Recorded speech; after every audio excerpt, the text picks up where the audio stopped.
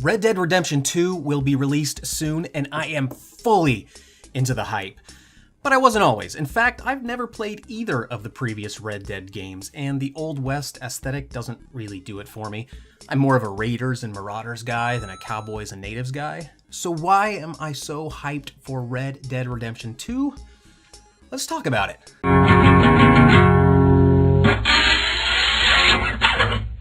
Red Dead Redemption 2 has the potential to tap environmental storytelling in a way never done before. BioShock is one of the great examples to date of a game that uses environment to tell the story via artifacts, audio logs, documents, and the look and feel of the game itself. This approach is opposed to simply using the environment as a game space in service to the play mechanics. BioShock was released in 2007. Since then, environmental storytelling has become part of nearly every open world style game. It's common, which means environmental storytelling is ripe for an upgrade, perhaps even a reimagining. All that's been said about Red Dead Redemption 2 seems to be in service to the evolution of environmental storytelling. The huge raw data file size, 105 gigabytes, the biggest console game ever, means more abundant and more detailed assets to fill the enormous world with. The NPCs each have their own robust life cycles, stories, and missions, meaning quests are likely to be so abundant that a player can't help but be constantly introduced to new lore, which means a richer world.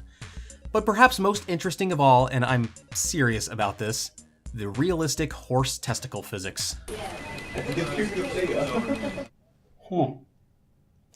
So I'm being asked to approve this request to, and I quote, allow horse testicles to shrink and grow dynamically according to the environmental temperature. Yes.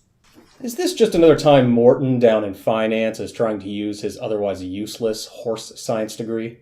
Actually, the study of horses has a name. It's called hippology. Oh, then I hippologize. Strange you aren't laughing, even though that joke was hilarious. Approved. I'm not just excited about the, I'll just say, horse physics from now on. I'm not just excited about the horse physics because of the novelty. I'm legitimately excited by what they could mean for the rest of the game. While the horse physics were certainly created as more an excuse to get in some final PR beats prior to the game's release and to guarantee reaction videos upon the game's release, I believe Rockstar chose this particular unnecessary detail not just for its viscerality, but because it's unnecessary. And in being unnecessary, it's allowed to simply decorate the world, to be set dressing, to just be. Traditionally, environmental storytelling is very intentional. Designers put blood on a wall, for example, to specifically tell a story about a recent violent activity. And that's great. I do not want to advocate for abandoning intent. I'm an author myself, so I live and die by intent.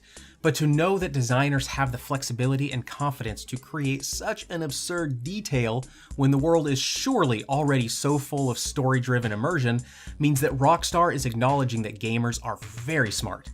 We've come to expect, and we've proven that we can handle, so much environmental detail in service to immersion and story that Rockstar is essentially saying, yeah, what else can we do besides make the horse testicles shrink and grow according to outside temperature?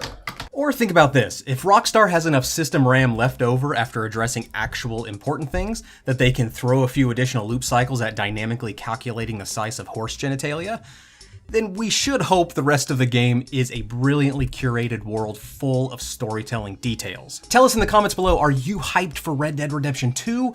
Why or why not? Thanks for watching.